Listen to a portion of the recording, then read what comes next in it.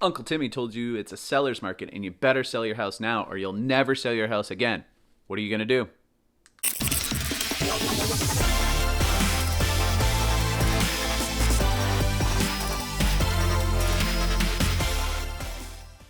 Hey everybody, I'm Dave Taylor with the Dino Realty, and today on House Hike we're actually going to talk about seller's market versus buyer's market. And I tried making this video into one, it got convoluted, so this one is all for the sellers. We're going to talk specifically sellers tips at the end and go from there, okay? In this video we're going to talk about the difference between a seller's market and a buyer's market, and we're going to talk about Onalaska, Wisconsin. Which one is Onalaska in right now? The answer actually might surprise you. Make sure that you comment below where are you at, and are you in a buyer's market or a seller's market right now? If you want to check out the buyer's edition of this, go ahead and click this little guy right here. Stick with me until the end, and I'll share 2 tips for selling your house during a seller's market.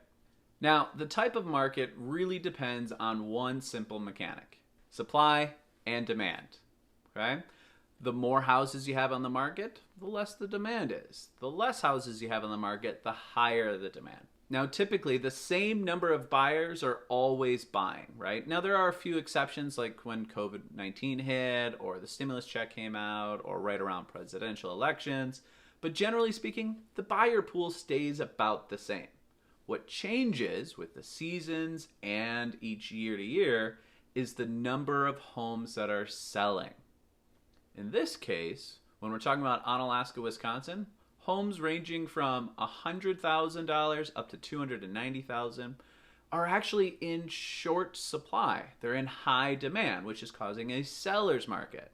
On the flip side, when we're talking about homes over the $300,000 mark, we're seeing a lot of homes and very, very few buyers, which is actually causing a buyer's market when we're talking over that $300,000 mark. Looking back on Uncle Timmy's comment where he said you will never sell your house again, it's kind of exaggerating. Yeah, I mean, there will always be buyers at some point. But what we're seeing right now, especially in Onalaska, homes ranging from $100,000 to $290,000, is that buyers know it's a seller's market and they're paying premium prices.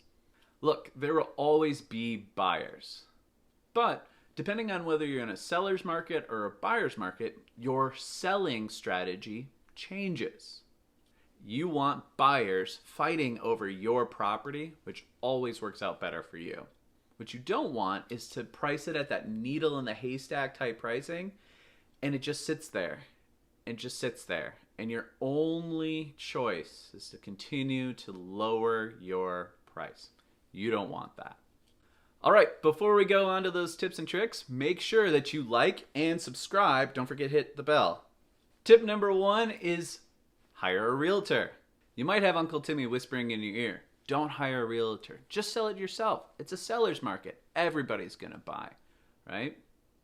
But when the shit hits the fan and Uncle Timmy isn't there to help you, you're going to wish that you hadn't listened to him and you hired a realtor. For sale by owners sound like a great idea. Save on the commission. But when we're talking about the largest investment of your life, there are a lot of factors that go into it.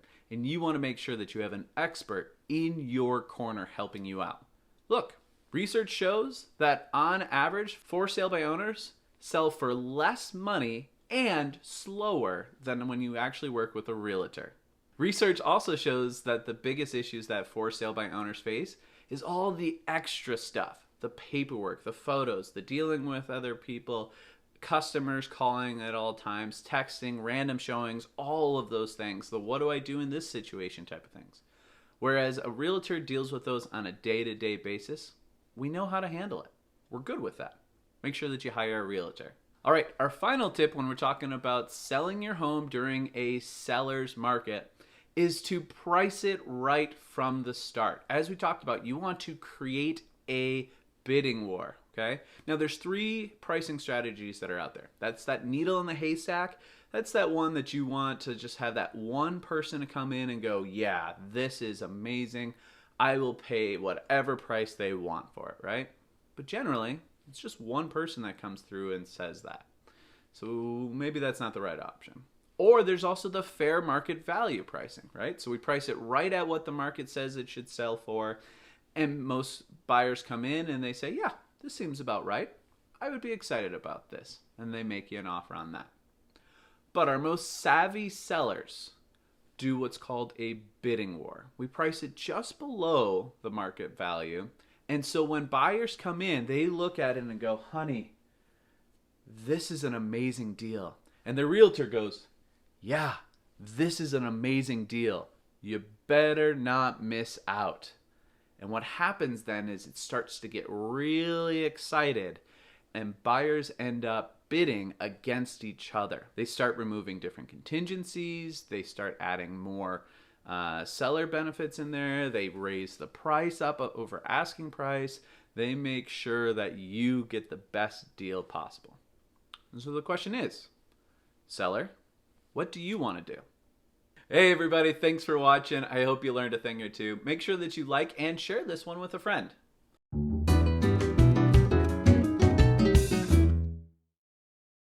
All right, before we go on to those tips and tricks, make sure that you like and subscribe. Don't forget to hit the bell. Aaron, I'm just going to keep putting it in weird places until you like...